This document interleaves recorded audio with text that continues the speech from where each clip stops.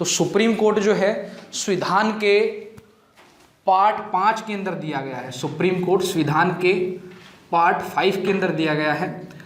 कौन से आर्टिकल से कौन से आर्टिकल तक? 124 से लेकर 147 तक जो है सुप्रीम कोर्ट का जिक्र किया गया है। ये याद रखना, 124 जो ये एग्जाम में पूछता है, 124 जो है is related to supreme court. Article 124 जो है वो सुप्रीम कोर्ट से रिलेटेड है। ठीक है,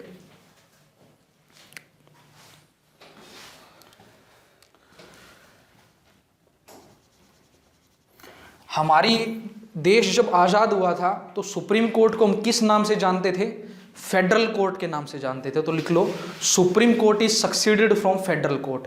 सुप्रीम कोर्ट का जन्म जो है वो फेडरल कोर्ट से हुआ है। आज़ादी से पहले जो एक फेडरल कोर्ट हुआ करता, उसी को जो है नाम बदल कर हमने किसी नाम रख दिया, सुप्रीम कोर्ट नाम रख दिया। तो लिखो, Supreme Court is succeeded from federal court, succeeded from federal court. Bharat की जो जुडिशरी है, भारत की जुडिशरी को जो है इंटीग्रेटेड जुडिशियल सिस्टम कहा जाता है। लिखो, Indian judiciary is called integrated judicial system. Indian judiciary is called integrated judicial system. Bharat की जुडिशरी को इंटीग्रेटेड जुडिशियल सिस्टम कहा जाता है। इंटीग्रेटेड का मतलब क्या होता है? इंटीग्रेटेड का मतलब होता है एकीकृत। हिंदी में बोलते हैं इंटीग्रेटेड को एकीकृत। ठीक है, हमारे देश के अंदर जो है सुप्रीम कोर्ट, हाई कोर्ट और जो है सबऑर्डिनेट कोर्ट, ये तीनों के तीनों जो हैं वो जुड़े हुए हैं। तीनों के तीनों जो है अलग नहीं है। मान लो जो सुप्रीम कोर्ट ने कोई फैसला सुना है उसको हाई कोर्ट भी मानता है, उसको लोअर कोर्ट भी मानता है। ठीक है, तो कई देश ऐसे हैं जहाँ पे जो है सुप्रीम कोर्ट जो है अलग काम करता है, हाई कोर्ट अलग काम करता है, एक दूसरे के फैसले एक दूसरे पे लागू नहीं होते। लेकिन हमारे देश में तीनों के तीनों कोर्ट जो है वो एक साथ काम करते हैं। हाई कोर्ट अगर कोई फैसला सुनाता है तो सुप्रीम कोर्ट भी जो है उसको मानता है, सुप्रीम कोर्ट कोई फैसला सुनाता है तो हाई कोर्ट भी उसको मानता है। ठीक है, तो जो तीनों के तीनों कोर्ट हैं वो एक साथ काम करते हैं। तो लिखो, इंडियन जुडिशरी क्या है? इंडियन जुडिशरी के अंदर इंटीग्रेटेड जुडिशियल सिस्टम है। ठीक है भाई, कोई डाउट इसके अंदर? तो पार्ट 5 में 124 से 147 तक जो जिक्र किया गया है, फेडरल कोर्ट से जो है इसका जन्म हुआ, और भारत के अंदर क्या है? एक इंटीग्रेटेड जुडिशियल सिस्टम है। ठीक है, कोई डाउट इसके अंदर? अगला जो है हम फिर सुप्रीम कोर्ट की बात करते हैं, जैसे हमने प्रेसिडेंट और गवर्नर के लिए किया था। सबसे पहले जो है सुप्रीम कोर्ट के जज की हम क्वालिफिकेशन देखते हैं। तो नेक्स्ट आप लिखिए क्वालिफिकेशन। क्वालिफिकेशन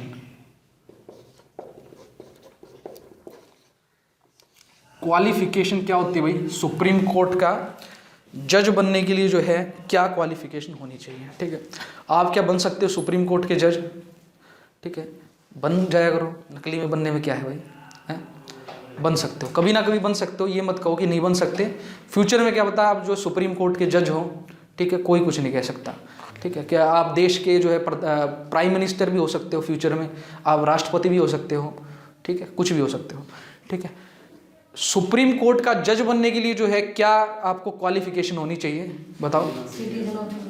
सबसे पहला जो है वो सिटीजन ऑफ इंडिया होना चाहिए। Citizen of India, citizen of India, Bharat का नागरिक होना चाहिए। और क्या होना चाहिए भाई?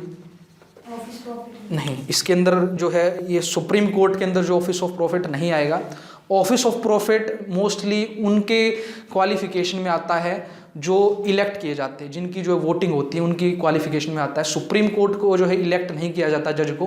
तो सुप्रीम कोर्ट के जज की क्या क्वालिफिकेशन है कि इसको 10 साल तक जो है हाई कोर्ट में जो है इसको वकील होना चाहिए, या जो है 5 साल हाई कोर्ट में इसको जज होना चाहिए। ठीक है, तो दूसरी क्वालिफिकेशन क्या है इसकी? चाहे तो जो ये है 5 साल तक 5 ईयर जज इन हाई कोर्ट, 5 साल तक चाहे तो हाई कोर्ट के अंदर ये जज हो, या जो है 10 साल तक ये जो है हाई कोर्ट के अंदर जो है एडवोकेट हो। ठीक है, अगर 5 साल तक ये कोई भी व्यक्ति जो है जज है हाई कोर्ट के अंदर, या 10 साल तक जो है हाई कोर्ट के अंदर वकील है, तो ये उसकी क्वालिफिकेशन है कि उसको जो है सुप्रीम कोर्ट का जज बनाया जा सकता है। ठीक है भाई, कोई डाउट इसके अंदर?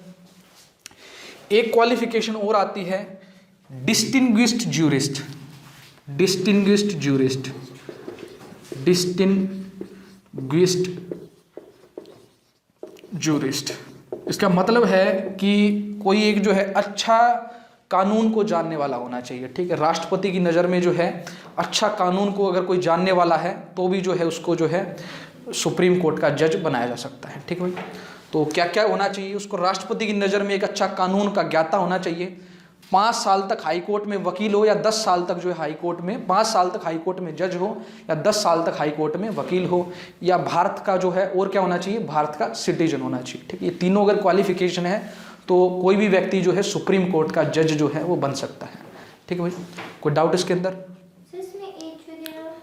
एज जो है मिनिमम एज कोई भी नहीं होती सुप्रीम कोर्ट के जज के लिए, ठीक है। अगर मान लो भाई कोई 10 साल तक वकील है तो वैसे उसकी एज काफ़ी हो जाती है, ठीक है। ये पॉसिबल ही नहीं है कि हमको जो 21 या 25 या 30 करनी पड़े, क्योंकि आपको जो 10 साल तक हाई कोर्ट का जज रहना है या 10 साल तक हाई कोर्ट के अगर वकील हो या 5 साल तक हाई कोर्ट के जज हो तो पहली आपकी जो है मिनिमम एज काफ़ी ज़्यादा हो चुकी है, ठीक है। मैक्सिमम एज होती है उसका हम जिक्र करेंगे, मिनिमम एज जो है सुप्रीम कोर्ट के जज की कोई भी नहीं होती, ठीक है,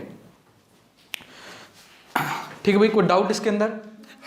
तो क्वालिफिकेशन के बाद जो है हम बात करते हैं कि इसकी अपॉइंटमेंट कैसे की जाती है, ये बनाया कैसे जाता है सुप्रीम कोर्ट का जज। अगला आप लिखिए अपॉइंटमेंट, अगला लिखिए अपॉइंटमेंट।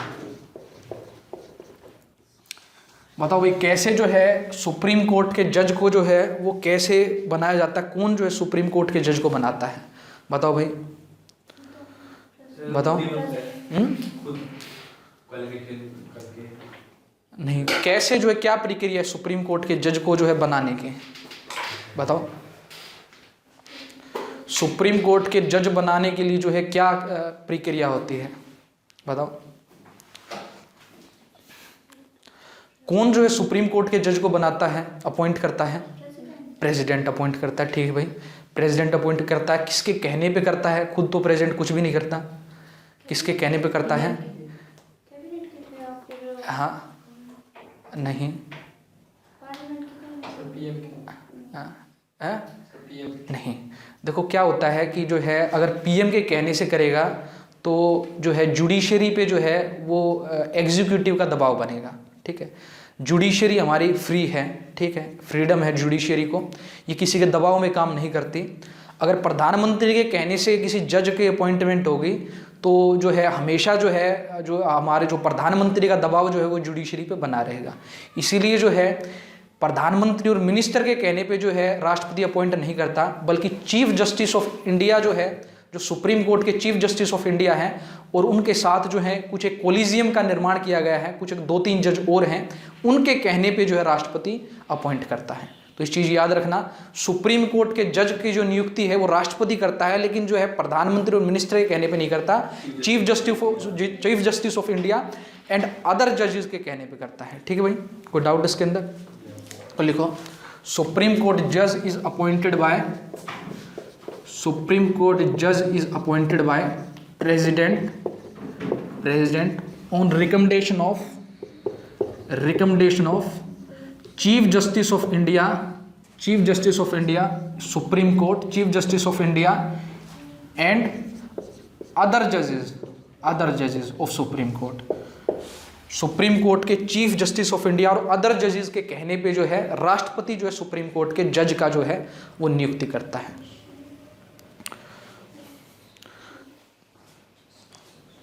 ठीक है। कैसे अपॉइंटमेंट होती है सुप्रीम कोर्ट के जज की? राष्ट्रपति जो है अपॉइंट करता है, किसके कहने पे? चीफ जस्टिस ऑफ इंडिया और अदर जजेस के कहने पे जो है अपॉइंट किया जाता है, ठीक है भाई। कोई डाउट इसके अंदर? अगला हम बात करते हैं अपॉइंटमेंट के बाद हम बात करते हैं इसका जो है शपथ कौन दिलवाता है। इसको जो है सुप्रीम कोर्ट के जो चीफ जस्टिस या जो है अदर जजेस हैं उनको शपथ कौन दिलवाता है, बताओ। कोई भी मान लो किसी की वो सुप्रीम कोर्ट का जज बन गया है तो उसको शपथ कौन दिलवाएगा? कौन दिलवाएगा शपथ? नहीं, प्रेसिडेंट दिलवाता है। कौन दिलवाता है? प्रेसिडेंट। तो लिख लो शपथ कौन दिलवाता है? प्रेसिडेंट जो है वो सुप्रीम कोर्ट के जज को जो है वो शपथ दिलवाता है। प्रेसिडेंट जो है वो सुप्रीम कोर्ट के जज को जो है वो शपथ दिलवाता है। ओथ इज एडमिनिस्टर्ड बाय, लिख सकते हो, oath is administered by president. राष्ट्रपति जो है सुप्रीम कोर्ट के जज को जो है वो शपथ दिलवाता है। Oath is administered by president, राष्ट्रपति जो है वो सुप्रीम कोर्ट के जज को जो है वो शपथ दिलवाता है। फिर अगला हम बात करते हैं कि टेन्योर क्या रहता है, कितने दिन तक, मान लो किसी को सुप्रीम कोर्ट का हमने जज बना दिया तो वो कितने दिन तक जो है सुप्रीम कोर्ट का जज बना रहेगा, बताओ कितने दिन तक। मान लो किसी को भी जो है सुप्रीम कोर्ट का जज बना दिया तो कितने दिन तक वो सुप्रीम कोर्ट का जज बना रहेगा, एक लिमिट होती है, ठीक है। तो लिख लो, किसी को भी जो है अगर सुप्रीम कोर्ट का जज बनाया जाता है तो 65 साल तक जो है वो सुप्रीम कोर्ट का जज रहता है, ठीक है। लिमिट क्या है, टर्म कितनी रहती है उसकी, 65 ईयर्स। 65 ईयर जो है सुप्रीम कोर्ट के जज की जो है वो टर्म रहती है। 65 साल के बाद जो है इसको रिटायर कर दिया जाता है सुप्रीम कोर्ट के जज को। मोस्टली ये होता है कि जो हाई कोर्ट के जज हैं जो 60 साल हैं, जिनकी उम्र 58 है, उनको जो सुप्रीम कोर्ट का जज बना दिया जाता है और 3-4 साल के बाद जो है वो 65 साल के होते ही जो है रिटायर हो जाते हैं। मोस्टली जो है जो इनकी उम्र 58-60 हो जाती है उनको सुप्रीम कोर्ट का जज बना दिया जाता है, फिर 65 साल के होते ही जो है वो रिटायर हो जाते हैं, ठीक है भाई। कोई डाउट इसके अंदर।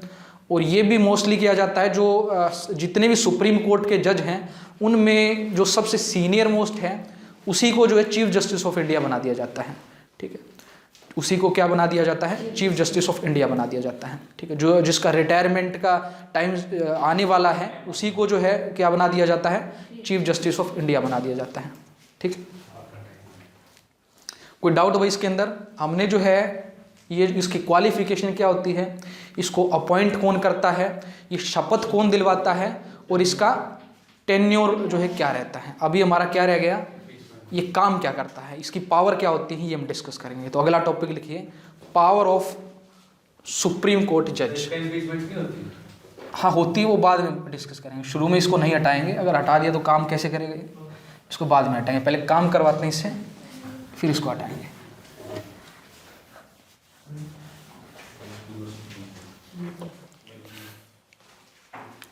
नेक्स्ट आप लिखिए, इसकी पावर क्या क्या होती है और ये काम क्या क्या करता है।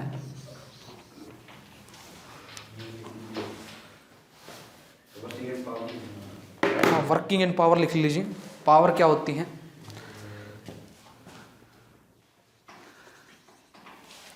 अगर सेंटर और स्टेट में एक लड़ाई हो जाए, ठीक है, किसी बात पे जो है सेंटर और स्टेट में लड़ाई हो जाए, ठीक है। मान लो किसी स्टेट ने जो है सेंटर पे केस कर दिया, ठीक है, तो केस कौन से कोर्ट में करेगा। ये तो है नहीं कि बहादुरगढ़ के कोर्ट में आके जो है, इमेजिन करो लड़ाई हो गई गुजरात की और मोदी सरकार के बीच में लड़ाई हो गई, तो ये नहीं कि बहादुरगढ़ के कोर्ट में आके जो है केस करेगा। कहाँ पे केस किया जाएगा, सुप्रीम कोर्ट में केस किया जाएगा, ठीक है। तो पहला इसका मेन काम क्या है कि कोई भी अगर जो है सेंटर के अंदर, सेंटर एंड स्टेट के बीच में या दो स्टेट्स के बीच में, स्टेट एंड स्टेट के बीच में जो है कोई भी अगर डिस्प्यूट होता है तो उसका जो है फैसला कौन करता है, सुप्रीम कोर्ट करता है, ठीक है। मान लो भाई अगर पंजाब और हरियाणा के बीच में जो है SYL को लेकर लड़ाई है तो इसका जो है मामले को कौन सुलझाएगा, सुप्रीम कोर्ट सुलझाएगा, ठीक है।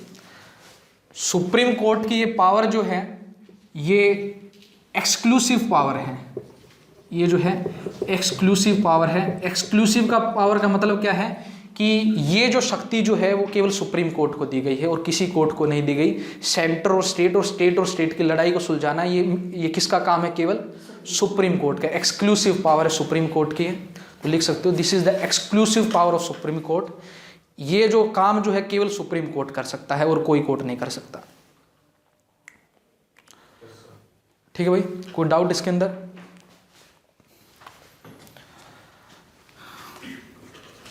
दूसरा हम बात करते हैं, इससे पहले हमने बात की थी, एक और बार बात की थी कि कभी भी आपके फंडामेंटल राइट का हनन होता है, कोई भी आपके फंडामेंटल राइट को जो है ख़त्म करने की कोशिश करता है तो आप डायरेक्ट कहाँ पे जा सकते हो, सुप्रीम कोर्ट और हाई कोर्ट दोनों में जा सकते हो। आप डायरेक्ट सुप्रीम कोर्ट और हाई कोर्ट में जा सकते हो।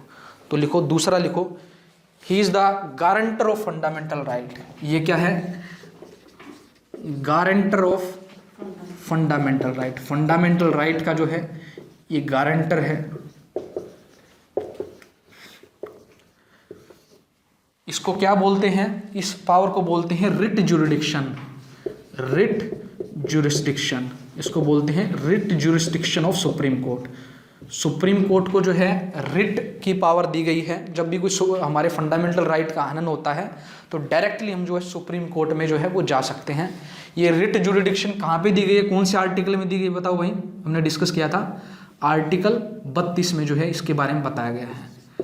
आर्टिकल 32, आर्टिकल 32 जो है फंडामेंटल राइट है एक, तो आर्टिकल 32 में जो है writ jurisdiction of Supreme court के बारे में बताया गया। ये कहा गया है कि कोई भी अगर हमारे फंडामेंटल राइट का हनन करता है तो हम डायरेक्टली जो है सुप्रीम कोर्ट में जा सकते हैं। ये कहाँ पे दिया हुआ है? आर्टिकल 32 में ऐसा कहा गया है। ठीक है,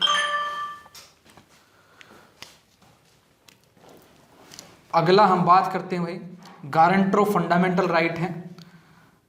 और भाई मान लो केस चल रहा है किसी का, तो जो हाईएस्ट अपील है वो कहाँ पे जो है दायर की जा सकती है? सुप्रीम कोर्ट में दायर की जा सकती है। तो सुप्रीम कोर्ट क्या है? हाईएस्ट कोर्ट ऑफ अपील है। तो लिख सकते हैं supreme Court is the highest court of appeal. सबसे बड़ी अपील जो है देश में कहाँ पे दायर की जाती है? सुप्रीम कोर्ट में दायर की जा सकती है। Supreme Court is the highest court of appeal. Supreme court जो है वो हाईएस्ट कोर्ट ऑफ अपील है। हाईएस्ट कोर्ट ऑफ अपील, सबसे बड़ी अपील जो है वो सुप्रीम कोर्ट में दायर की जा सकती है। हाँ, गारंटर है कि गारंटी देता है फंडामेंटल राइट की। ठीक है, हमको जो है फंडामेंटल राइट दिए गए हैं, अनुच्छेद कहाँ से कहाँ तक दिए गए हैं बताओ? 36 नहीं, अनुच्छेद 12 से लेकर 35 तक दिए गए हैं। ठीक है, तो जो हमारे 14, 15, 16, 17, 18 ये फंडामेंटल राइट हमने क्लास में जिक्र किया था शुरुआती क्लास में। तो फंडामेंटल राइट तो मिल गए, लेकिन उनकी गारंटी कौन लेगा कि हमारे फंडामेंटल राइट हमेशा बने रहेंगे? तो गारंटी कौन लेता है? सुप्रीम कोर्ट गारंटी लेता है उनके। ठीक है भाई, हाईएस्ट कोर्ट ऑफ अपील है। ठीक है, हमेशा ऐसा नहीं होता कि आप जो है हाई कोर्ट से अपनी मर्जी से केस को जो सुप्रीम कोर्ट में ले जाओगे, ऐसा हमेशा नहीं होता। अगर हाई कोर्ट लिख के देता है तभी आप जो है सुप्रीम कोर्ट जा सकते हो। ठीक है, ऐसा होता है। आप वैसे सोचते होगे भाई हम जो है सबसे हाई कोर्ट के बाद अब जो सुप्रीम कोर्ट खुद ब खुद चले जाएंगे, ऐसा नहीं होता। वो जो है हाई कोर्ट लिख के देता है कि आप सुप्रीम कोर्ट जा सकते हो, तभी आप जा सकते हो। कुछ पैसे का केस है तो कोई भी केस हो। ठीक है, अगर कई बार जो है आप हर एक केस में हाई कोर्ट से सुप्रीम कोर्ट नहीं जा सकते, चाहे तो संविधान में कुछ जो है उसको संवैधानिक जो है आपको उसके अंदर आपको लग रहा है कि भाई किसी कानून में कुछ संवैधानिक गड़बड़ी है, तभी आप जो सुप्रीम कोर्ट जा सकते हो। या हाई कोर्ट लिख के देता है कि भाई ये मामला काफ़ी बड़ा है, ये सुप्रीम कोर्ट देखेगा, तभी आप जा सकते हो। जितना बड़ा मतलब पैसे का केस हो पहले हाई कोर्ट। हाँ, कुछ एक एक्सेप्शन होती है। मान लो डेथ सेंटेंस होता है, फांसी की सजा में जो है आप जा सकते हो सुप्रीम कोर्ट। ठीक है, हर एक केस में नहीं जा सकते। मान लो भाई आपका जो है आपका जो है टांग टूट गई या इस तरह का केस है, या इतना बड़ा केस नहीं है डेथ वाला, तो ये आप नहीं सोच सकते मैं तो सीधा हाई कोर्ट में जाऊंगा फिर सुप्रीम कोर्ट में जाऊंगा। ठीक है, ऐसा नहीं होता।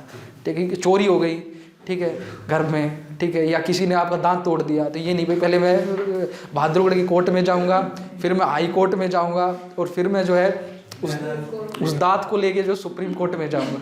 ठीक है, तो ऐसा नहीं होगा। ठीक है, तो हर केस में आप जो सुप्रीम कोर्ट नहीं जा सकते, लेकिन सुप्रीम कोर्ट आपको बुला सकता है। ठीक है, आप नहीं जा सकते लेकिन वो बुला सकता है।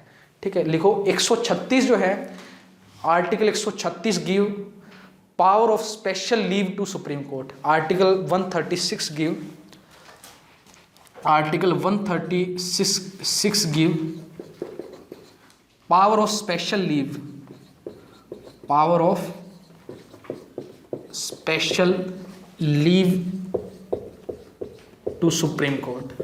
अगर सुप्रीम कोर्ट को लगता है कि भाई मान लो हाई कोर्ट में ये कोई फैसला चल रहा है, ये काफ़ी इम्पोर्टेंट है, ठीक है, ये इसको मैं डिस्कस करूंगा, तो सुप्रीम कोर्ट क्या कर सकता है, उस जो है जो भी प्रक्रिया चल रही है, कानूनी प्रक्रिया, उसको सुप्रीम कोर्ट के अंदर जो है वो ला सकता है।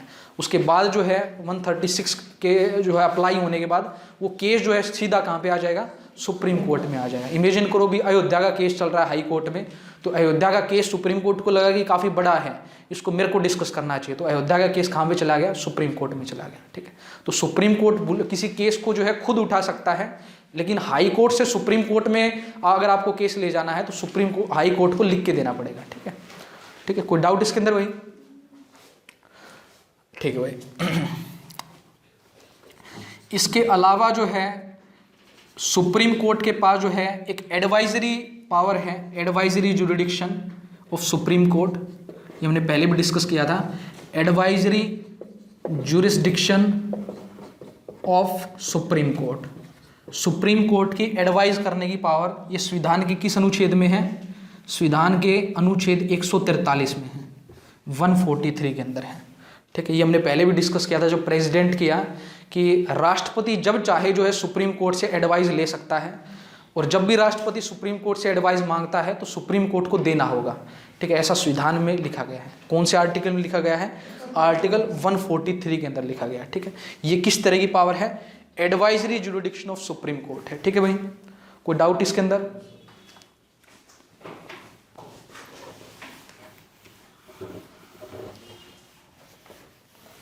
एक भाई पावर है सुप्रीम कोर्ट के, Supreme Court is court of record, लिखो Supreme Court is court of record, court of record, Supreme Court is court of record. Supreme Court क्या है, कोर्ट ऑफ रिकॉर्ड है। क्या मतलब भाई कोर्ट ऑफ रिकॉर्ड है कि जो भी अगर सुप्रीम कोर्ट फैसला सुनाएगा तो उसको रिकॉर्ड कर लिया जाएगा। ठीक है, उसको किताब में जो है रिकॉर्ड कर लिया जाएगा। कभी भी फ्यूचर में कोई केस होता है तो हम जो है सुप्रीम कोर्ट के फैसले को कोट कर सकते हैं। हम कह सकते हैं किसी भी देश के कोर्ट में खड़े होकर कि सुप्रीम कोर्ट ने उस फैसले में ये कहा था, तो आपको भी जो है हमारी बात माननी पड़ेगी। ठीक है, तो सुप्रीम कोर्ट ने जो फैसला सुना दिया तो वो किताब में लिखा जाता है, और उस फैसले के जरिए जो हम किसी दूसरे केस में जो उस फैसले का जो है इस्तेमाल कर सकते हैं। तो ये क्या है, Supreme Court is court of record है। ठीक है भाई, कोई डाउट इसके अंदर? सुप्रीम कोर्ट जो है अगर कोई कंटेम्प्ट करता है सुप्रीम कोर्ट का तो सुप्रीम कोर्ट उसको सजा भी सुना सकती है। इमेजिन करो कि सुप्रीम कोर्ट ने कहा कि भाई किसानों को जो है वो अभी जो है ख़त्म कर देना चाहिए आंदोलन। सुप्रीम कोर्ट ने कहा कि एक हफ्ते में जो है किसानों को आंदोलन ख़त्म कर देना चाहिए, तो एक फैसला सुना दिया सुप्रीम कोर्ट ने। अगर किसान इस बात को नहीं मानते तो सुप्रीम कोर्ट जो है उनको सजा भी दे सकती है। या सुप्रीम कोर्ट ने किसी को भी कहा कि भाई कोई फैसला सुना दिया, अगर उसके फैसले की अवमानना होती है तो कंटेम्प्ट ऑफ कोर्ट के तहत जो है सुप्रीम कोर्ट इसको सजा भी सुना सकती है। ठीक है, तो सुप्रीम कोर्ट के फैसले को ना मानने पे जो है कंटेम्प्ट ऑफ कोर्ट के तहत जो है सुप्रीम कोर्ट फैसला सुना सकते हैं। ठीक है भाई, कोई डाउट इसके अंदर?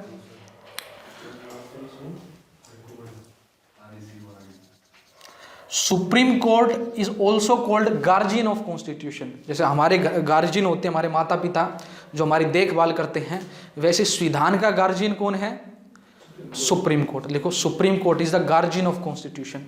Supreme Court is guardian of constitution.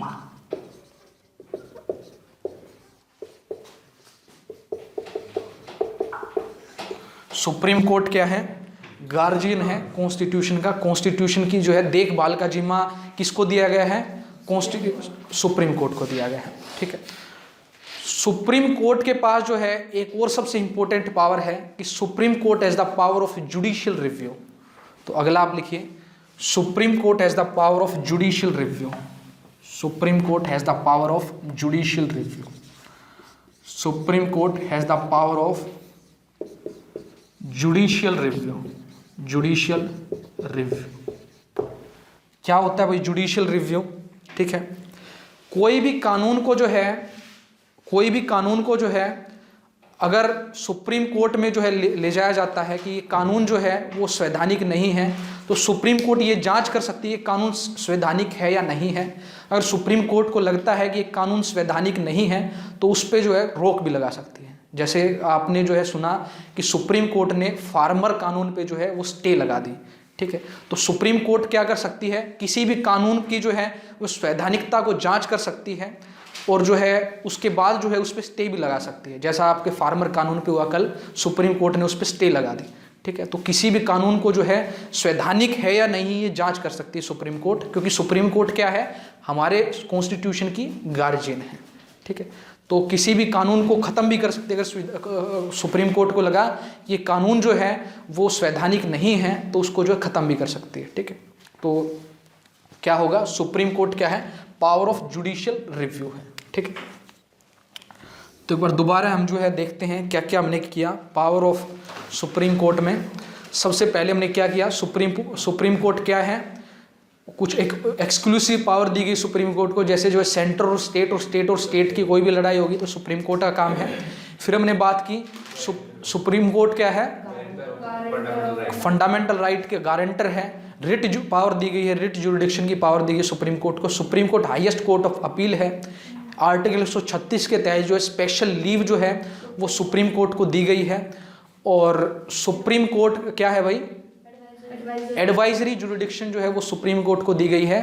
Article 143 के तहत जब भी राष्ट्रपति चाहें सुप्रीम कोर्ट से एडवाइस ले सकते हैं। और क्या पावर दी गई है, ये जो है कोर्ट ऑफ रिकॉर्ड है, इसकी जितने भी जो इसके फैसले हैं वो जो है रिकॉर्ड किए जाते हैं फ्यूचर के लिए।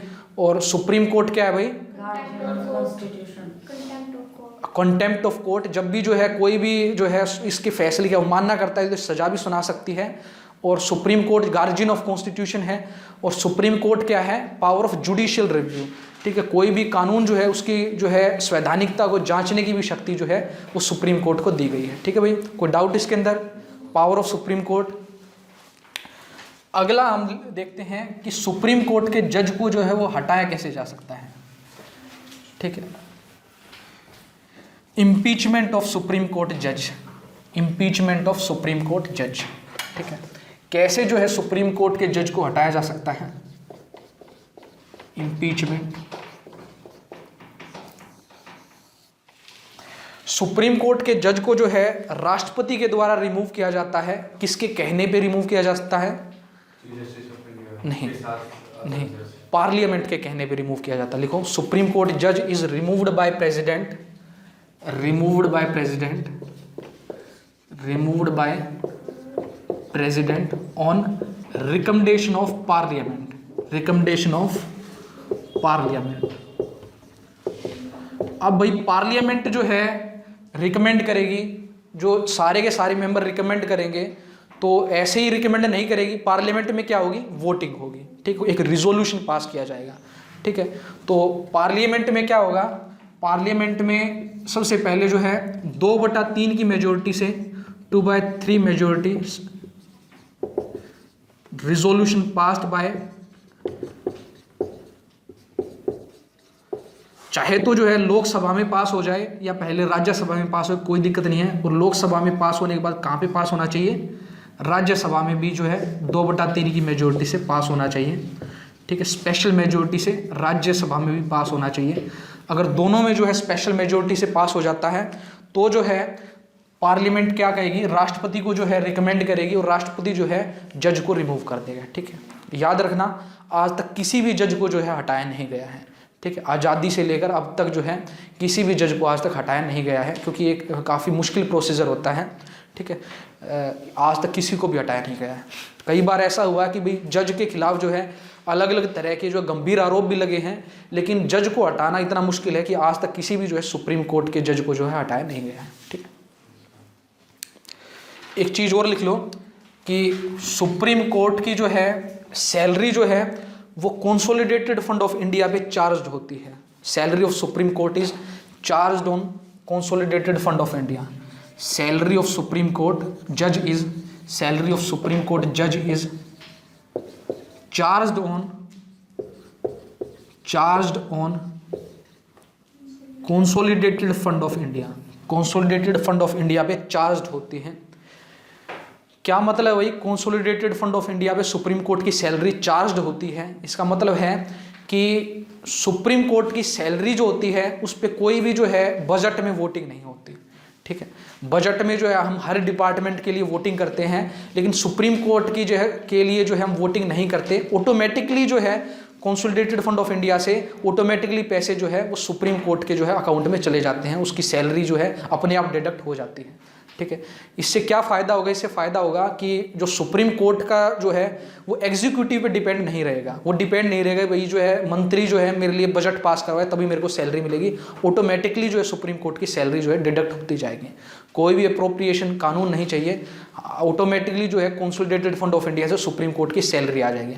तो सुप्रीम कोर्ट जो है ना तो एग्जीक्यूटिव पे डिपेंड है अपॉइंटमेंट के लिए, न एग्जीक्यूटिव पे डिपेंड है सैलरी के लिए, न एग्जीक्यूटिव पे डिपेंड है वो जो है हटाने के लिए। ठीक है, हटाया किसके द्वारा जाता है? पार्लियामेंट के द्वारा पार्लियामेंट के द्वारा हटाया जाता है, प्रेसिडेंट के द्वारा हटाया जाता है। किसके कहने पे?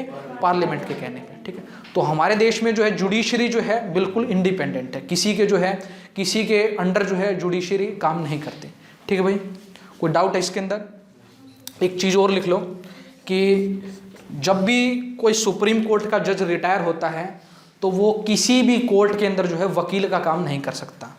तो लिखो सुप्रीम कोर्ट जज कैन नॉट लीड PLEADED, या सुप्रीम कोर्ट कैन नॉट जो है प्रैक्टिस, लिख लो Supreme Court can not practice in any court after retirement. Supreme Court जज लिख लेना, सुप्रीम कोर्ट जज can not practice in any court of India after retirement. ऐसा नहीं है कि भी जो है 65 साल के बाद रिटायरमेंट हो गई और आप जो है सुप्रीम कोर्ट का जज जो है वो बहादुरगढ़ के कोर्ट में आके जो है वकील का काम कर रहा है। ऐसा नहीं हो सकता। वो किसी हाई कोर्ट में वकील का काम कर सकता, ना किसी जो है डिस्ट्रिक्ट कोर्ट में, और ना ही सुप्रीम कोर्ट में हाई कोर्ट का काम कर सकता, वकील का काम कर सकता। ठीक है, जैसे ही आप सुप्रीम कोर्ट के जज से रिटायर होंगे तो आप जो है वकील का जो है आप काम नहीं कर सकते। ठीक है, ना तो आप सुप्रीम कोर्ट में वकील का काम कर सकते, ना आप हाई कोर्ट में वकील का काम कर सकते, और ना जो है आप लोअर कोर्ट में वकील का काम कर सकते। ठीक है, कोई डाउट इसके अंदर भाई? जो भी अभी तक हमने किया, तो अभी तक हमने क्या किया? हमने जो है सुप्रीम कोर्ट की जो है क्वालिफिकेशन देखी, अपॉइंटमेंट देखी, ओथ देखी, टर्म देखी और देखी पावर देखी। ठीक है, अब हम क्वेश्चन देखते हैं। पहला क्वेश्चन कहता है कि हु अपॉइंट द जज of Supreme court of India. Supreme court के जज को कौन अपॉइंट करता है? प्रेसिडेंट अपॉइंट करता है। ये MTS 2014 में पूछा गया है। फिर है what is the retirement age of जज of Supreme Court. Supreme court के जज की रिटायरमेंट एज कितनी है? 65 ईयर। ये SSC मैट्रिक लेवल एग्जाम 2008 में और SSC CPO एग्जाम 2015 में और CHSL एग्जाम में पूछा गया है। Who is the first women जज ऑफ सुप्रीम कोर्ट की पहली महिला जज कौन है? सुजाता मनोहर, रोमापाल, MS फातिमा बीवी और none of this. Supreme Court की पहली महिला जज कौन है भाई? M फातिमा बीवी। M फातिमा बीवी जो है वो सुप्रीम कोर्ट की पहली महिला जज है। ये SSC stenographer grade D exam 2005 में पूछा गया है। फिर है which of the following is not eligibility of जज ऑफ सुप्रीम कोर्ट। इनमें से क्या जो है सुप्रीम कोर्ट के जज की क्वालिफिकेशन या एलिजिबिलिटी नहीं है, ये पूछा है। A सिटीजन ऑफ इंडिया होना चाहिए, है भाई ये। फिर है A शुड बी 35 ईयर, 35 साल की कम से कम उम्र होनी चाहिए। ऐसा कहीं आपने देखा है? नहीं देखा। ठीक है, तो C क्या है कि 10 साल हाई कोर्ट में जो है वो प्रैक्टिस करना चाहिए, 10 साल हाई कोर्ट में वकील होना चाहिए, इसका मतलब है। D है कि एक जो है अच्छा कानून को जानने वाला होना चाहिए। तो क्या आंसर होगा इसका? 20 का आंसर होगा। उसकी एज जो है वो 35, ऐसा कोई भी जो है संविधान में नहीं लिखा गया। फिर है रिटायर्ड जज of Supreme Court are restricted to practice advocacy. जो सुप्रीम कोर्ट के जो रिटायर्ड जज होते हैं वो कहाँ पे जो है वो प्रैक्टिस नहीं कर सकते। ठीक है, कहाँ पे? किसी भी जो है एनी कोर्ट ऑफ इंडिया, देश के किसी भी कोर्ट के अंदर जो है वो प्रैक्टिस नहीं कर सकते। ये SSC मैट्रिक लेवल एग्जाम 2006 में पूछा गया है। फिर है हाउ मैनी जजेस are in Supreme Court. Supreme Court में कितने जज हैं? ठीक है, तो ये याद रखना 2019 में जो है नरेंद्र मोदी सरकार ने जो है जज एक्ट के अंदर जो है बदलाव किया था, और अभी जो है सुप्रीम कोर्ट की मैक्सिमम स्ट्रेंथ जो है वो 34 हो गई है। 3 जजेस को बढ़ा दिया गया है, तो मैक्सिमम स्ट्रेंथ जो है वो 34 है। मैक्सिमम स्ट्रेंथ जो है वो 34 है। मैक्सिमम स्ट्रेंथ जो है वो 34 है। और करंट जजेस जो है सुप्रीम कोर्ट में वो 30 हैं। करंट जजेस जो हैं वो 30 हैं। अभी हाल फिलहाल में जज कितने हैं? 30 है, लेकिन स्ट्रेंथ कितनी है? मैक्सिमम कितनी हो गए हैं? अब 34 जो है सुप्रीम कोर्ट में जज हो सकते हैं। इस CHSL एग्ज़ाम 2014 में पूछा गया है।